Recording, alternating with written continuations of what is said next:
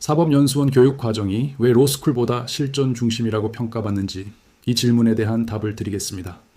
본격적인 이야기에 앞서 제 소개를 먼저 할게요. 저는 여러분께 주식 정보와 무료 법률 상담을 제공하는 한주원의 아바타입니다. 저는 법률 상담을 전문으로 하는 유튜버 변호사는 아닙니다.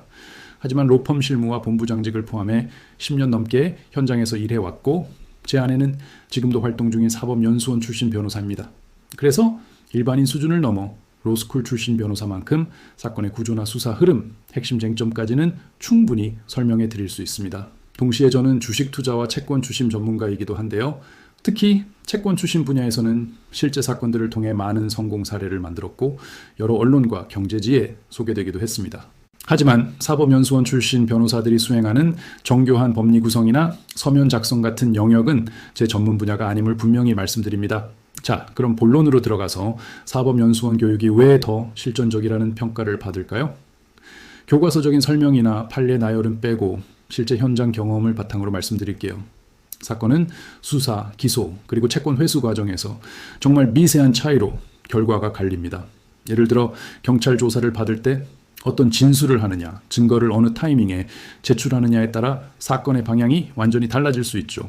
채권 회수도 마찬가지입니다. 채무자의 재산을 언제, 어떤 방법으로 압류하고 추심할지 그 판단 하나하나가 돈을 받느냐 못 받느냐를 결정합니다. 사법연수원은 2년간 이런 실전 훈련을 집중적으로 받기 때문에 현장 대응 능력이 뛰어날 수밖에 없는 겁니다.